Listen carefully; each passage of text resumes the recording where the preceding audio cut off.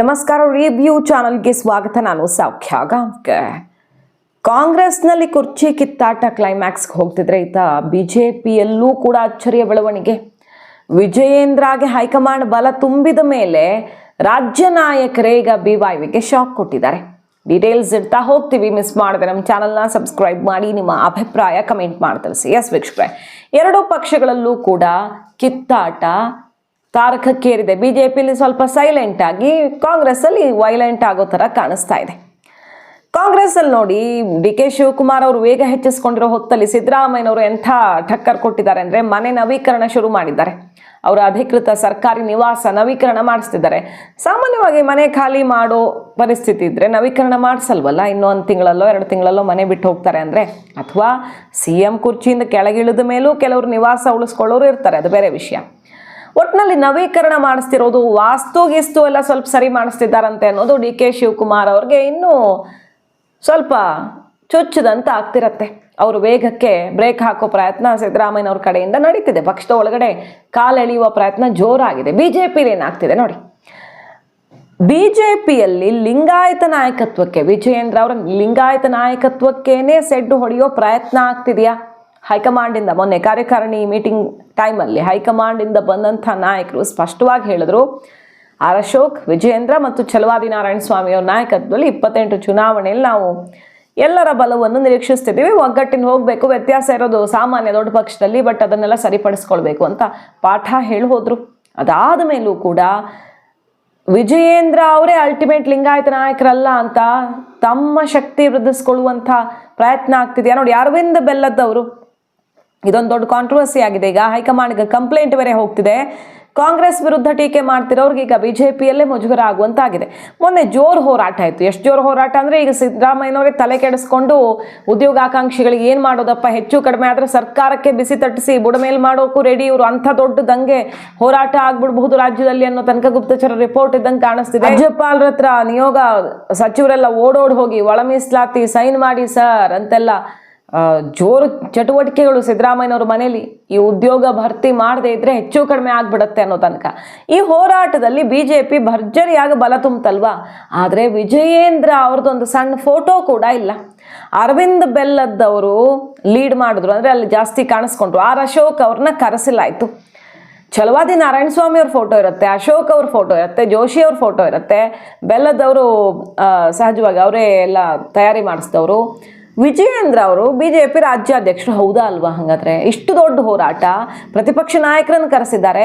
ವಿಜಯೇಂದ್ರ ಅವ್ರದ್ದೊಂದು ಸಣ್ಣ ಫೋಟೋ ಹಾಕೋದಕ್ಕೂ ಕೂಡ ಇವ್ರಿಗೆ ಮನಸ್ಸಿಲ್ಲ, ಹಾಕಿಲ್ಲ ಅನ್ನೋದು. ಬೊಮ್ಮಾಯಿ ಅವ್ರದ್ದು ಫೋಟೋ ಇದೆ, ಯಡಿಯೂರಪ್ಪನವ್ರದ್ದು ಫೋಟೋ ಇಲ್ಲ. ಪಕ್ಷದ ಮೇರು ನಾಯಕರು ಯಡಿಯೂರಪ್ಪನವ್ರದ್ದು ಮತ್ತು ಅಧ್ಯಕ್ಷರಾಗಿರುವ ವಿಜಯೇಂದ್ರ ಅವ್ರದ್ದು ಫೋಟೋನೇ ಇಲ್ಲ ಅಂದರೆ ಇದೇನು ಅರ್ಥ? ಈಗ ಕಾರ್ಯಕರ್ತರು, ವಿಜಯೇಂದ್ರ ಬೆಂಬಲಿಗರು, ಓವರ್ ಆಲ್ ಬಿಜೆಪಿ ಕಾರ್ಯಕರ್ತರು ಸಿಟ್ಟು ಮಾಡ್ಕೊಂಡಿದ್ದಾರೆ. 40ಕ್ಕೂ ಹೆಚ್ಚು ಕಡೆ ಬ್ಯಾನರ್ ಹಾಕಿದ್ದಾರೆ. ಏನದು, ಶ್ರೀನಗರ ವೃತ್ತದಿಂದ ಜಯನಗರ ಮಾರ್ಗವಾಗಿ ಮೆಚುಗಿನ್ ಕಾಂಪೌಂಡ್ವರೆಗೂ 40 ಕಡೆಗಳಲ್ಲಿ ಬ್ಯಾನರ್ ಹಾಕಲಾಗಿದೆ. ಬ್ಯಾನರ್ಗಳಲ್ಲಿ ಮೇಲ್ಗಡೆ ಪ್ರಧಾನಿ ನರೇಂದ್ರ ಮೋದಿ, ಅಮಿತ್ ಶಾ, ರಾಷ್ಟ್ರೀಯ ಅಧ್ಯಕ್ಷ ನಿತಿನ್ ನವೀನ್, ಮಾಜಿ ಮುಖ್ಯಮಂತ್ರಿ ಬಸವರಾಜ ಬೊಮ್ಮಾಯಿ, ವಿಧಾನಸಭಾ ವಿರೋಧ ಪಕ್ಷ ನಾಯಕ ಆರ್ ಅಶೋಕ್, ಛಲವಾದಿ ನಾರಾಯಣ ಸ್ವಾಮಿ ಈ ರೀತಿ ಫೋಟೋ ಹಾಕೊಂಡು ಹೋಗಿದ್ದಾರೆ.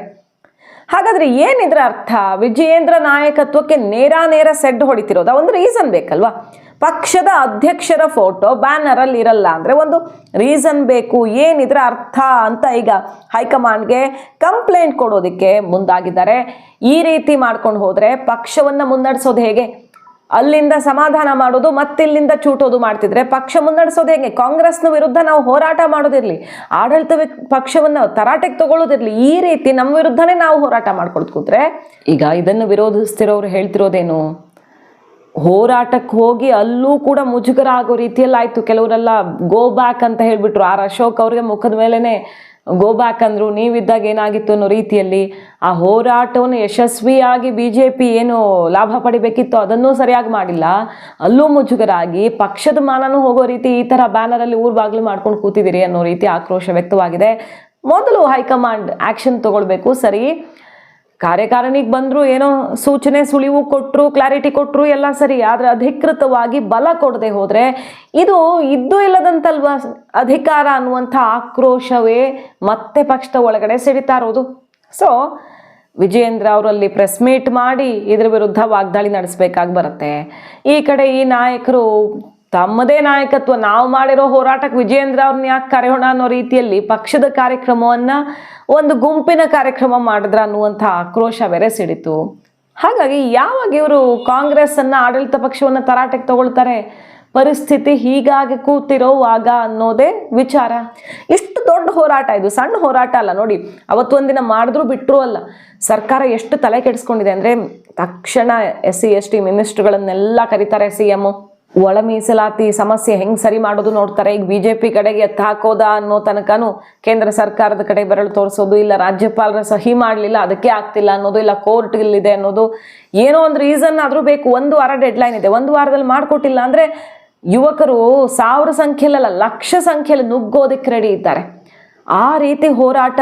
ಮೊನ್ನೆನೇ ಧಾರವಾಡದ ಹೋರಾಟನೇ ಬಿಸಿ ಮುಟ್ಟಿಸ್ತೋದು. ಇನ್ನು ಟ್ರೇಲರು, ಪಿಕ್ಚರ್ ಏನು ಹೆಂಗಿರಬಹುದು ಅನ್ನೋ ತನಕ ಸರ್ಕಾರಕ್ಕೆ ಟೆನ್ಷನ್ ಶುರು ಮಾಡಿದೆ ಈ ವಿಚಾರ, ಉದ್ಯೋಗ ಭರ್ತಿ. ಯಾಕಂದ್ರೆ 1 ಲಕ್ಷ ತಕ್ಷಣ ಭರ್ತಿ ಮಾಡಿಕೊಂಡು ಕೊಡ್ತೀವಿ ಅಂತ ಹೇಳ್ಕೊಂಡು ಬಂದವರು ಸಿದ್ದರಾಮಯ್ಯನವರು, ಭರವಸೆ. ಬಂದ ತಕ್ಷಣ 1 ಲಕ್ಷ ಭರ್ತಿ ಮಾಡ್ತೀವಪ್ಪ ಅಂತ. 5,000ನೂ ಆಗಿಲ್ಲ, ಅದ್ರ ಮೇಲೆ ಮೊನ್ನೆ 40,000 ಮಾಡಿದ್ದೀವಿ ಅಂತ ಸುಳ್ಳು ಬೇರೆ ಹೇಳಿದ್ರು ಅನ್ನೋ ಆಕ್ರೋಶ ಸಿಡಿದಿರೋ ಹೊತ್ತಲ್ಲಿ ಇಷ್ಟು ದೊಡ್ಡ ಹೋರಾಟಕ್ಕೆ BJP ಸಾಥ್ ಕೊಡುವಾಗ ಈ ರೀತಿ ಒಡೆದ ಮನೆ ಆಯ್ತಾ? ಹಾಗಾದ್ರೆ ರಾಜ್ಯ ಕಮಲ ಪಡೆ. ಇದ್ರ ನಡುವೆ ನೋಡಿ, ನರೇಂದ್ರ ಮೋದಿ ಅವರು ಪತ್ರ ಬೇರೆ ಬರೆದಿದ್ದಾರೆ. ಅರವಿಂದ್ ಬೆಲ್ಲದವರು ರಾಜ್ಯಪಾಲರಿಗೂ ಬರೆದಿದ್ದಾರೆ, ನರೇಂದ್ರ ಮೋದಿ ಅವ್ರಿಗೂ ಬರೆದಿದ್ದಾರೆ. ರಾಜ್ಯದಲ್ಲಿ ಸಿದ್ದರಾಮಯ್ಯ ಸರ್ಕಾರ ಆಡಳಿತ ವಿಫಲವಾಗಿದೆ, ಉದ್ಯೋಗ ಇಲ್ಲದೆ ಯುವಕರು ನರಳಾಡುವಂತಾಗಿದೆ, ಕರ್ನಾಟಕದಲ್ಲಿ ಸಂಪೂರ್ಣವಾಗಿ ಆಡಳಿತ ವೈಫಲ್ಯ ಆಗಿದೆ. ಹಾಗಾಗಿ ಮಧ್ಯ ಪ್ರವೇಶ ಮಾಡಿ ಈ ಸಮಸ್ಯೆ, ಯುವಕರ ಕಷ್ಟಕ್ಕೆ ಧ್ವನಿಯಾಗಿ ಅಂತ ನರೇಂದ್ರ ಮೋದಿ ಅವ್ರಿಗೆ ಸಿದ್ದರಾಮಯ್ಯ ಸರ್ಕಾರದ ವಿರುದ್ಧ, ವೈಫಲ್ಯದ ವಿರುದ್ಧ ದೂರಿನ ರೀತಿ ಒಂದು ಪತ್ರ, ರಾಜ್ಯಪಾಲರಿಗೂ ಡೀಟೇಲ್ಸ್ ಇಟ್ಟು ಪತ್ರ. ಸೊ ಅರವಿಂದ್ ಬೆಲ್ಲದವರು ಇದ್ದಕ್ಕಿದ್ದಂತೆ ವೇಗ ಹೆಚ್ಚಿಸ್ಕೊಳ್ಳುತ್ತಿರೋದು ಯಾಕೆ? ಉತ್ತರ ಕರ್ನಾಟಕ ಭಾಗದಲ್ಲಿ ಲಿಂಗಾಯತ ನಾಯಕರಾಗಿ ಯಡಿಯೂರಪ್ಪ ಮತ್ತು ವಿಜಯೇಂದ್ರ ಅವರ ನಾಯಕತ್ವಕ್ಕೆ ಸೆಡ್ಡು ಹೊಡಿತಿರೋ ರೀತಿನ ಇದು? ಅಥವಾ ಹೈಕಮಾಂಡ್ ಏನೇ ಹೇಳಿದ್ರು ನಾವಂತೂ ವಿಜಯೇಂದ್ರ ಅವ್ರನ್ನ ಅಕ್ಸೆಪ್ಟ್ ಮಾಡಿಕೊಳ್ಳೋದೇ ಇಲ್ಲ ಅನ್ನುವಂಥ ನಿರ್ಧಾರ ಪ್ರಕಟಿಸ್ತಿರೋದಾ? ಯತ್ನಾಳ್ ಅವರೇನೋ ಸಿಡ್ದೆದ್ದು ಪಕ್ಷದಿಂದ ಹೊರಗಡೆ ಹೋದ್ರು, ಬಟ್ ಒಳಗಡೆ ಇರೋರೇ ಈಗ ಅದಕ್ಕಿಂತ ಜಾಸ್ತಿ ವೇಗ ಪಡ್ಕೊಳ್ತಿದ್ದಾರಲ್ಲ ಅನ್ನೋದು ಭಾರಿ ಕುತೂಹಲಕ್ಕೆ ಕಾರಣ ಆಗಿದೆ. ಕಾದ್ ನೋಡ್ಬೇಕು ಹೈಕಮಾಂಡ್ ಇದಕ್ಕೆ ಯಾವ ರೀತಿ ಮದ್ದರಿಯತ್ತೆ. ಅರವಿಂದ್ ಬೆಲ್ಲದವರು ಈ ರೀತಿ ಮಾಡಿದ್ದಾರೆ ಅನ್ನೋದೇ. ಆದರೆ ಅರವಿಂದ್ ಬೆಲ್ಲದವರು ಒಬ್ಬರೇ ಮಾಡಿದ್ರ ಅಥವಾ ಸುಮಾರು ಜನರ ಪ್ಲಾನ್ ಆಗಿತ್ತಾ ಅದು? ಆರ್ ಅಶೋಕ್ ಅವರು ಅಥವಾ ಇನ್ಯಾರು, ಯಾರಿಗೂ ಗಮನಕ್ಕೆ ಹೋಗಿಲ್ವಾ? ಈ ಥರ ಬ್ಯಾನರ್ ವಿಜಯೇಂದ್ರ ಫೋಟೋನೇ ಇಲ್ವಲ್ಲ, ಅವ್ರು ನಮ್ಮ ಪಕ್ಷದ ಅಧ್ಯಕ್ಷರಲ್ವಾ? ಕಡೆಗೆ ಅದು ಗಮನಕ್ಕೆ ಹೋಗಿಲ್ವಾ? ಭಾರಿ ಕುತೂಹಲಕ್ಕೆ ಕಾರಣ ಆಗಿದೆ ಈ ಬೆಳವಣಿಗೆ. ವಿಜಯೇಂದ್ರ ಅವರು ಹೈಕಮಾಂಡ್ ಮುದ್ರೆ ಒತ್ತಿಸಿದ್ರು ಕೂಡ ಪಕ್ಷದ ಒಳಗಡೆ ಸಿಡಿದೆದ್ದಿರೋರ್ನ ಹೆಂಗೆ ಸಮಾಧಾನ ಮಾಡ್ತಾರೆ ಅನ್ನೋದು ಮಾಹಿತಿ ಇಷ್ಟ ಆಗಿದ್ರೆ ಮಿಸ್ ಮಾಡದೆ ನಮ್ಮ ಚಾನಲ್ನ ಸಬ್ಸ್ಕ್ರೈಬ್ ಮಾಡಿ. ನಿಮ್ಮ ಅಭಿಪ್ರಾಯ ಕಮೆಂಟ್ ಮಾಡಿ ತಿಳಿಸಿ. ಥ್ಯಾಂಕ್ಸ್.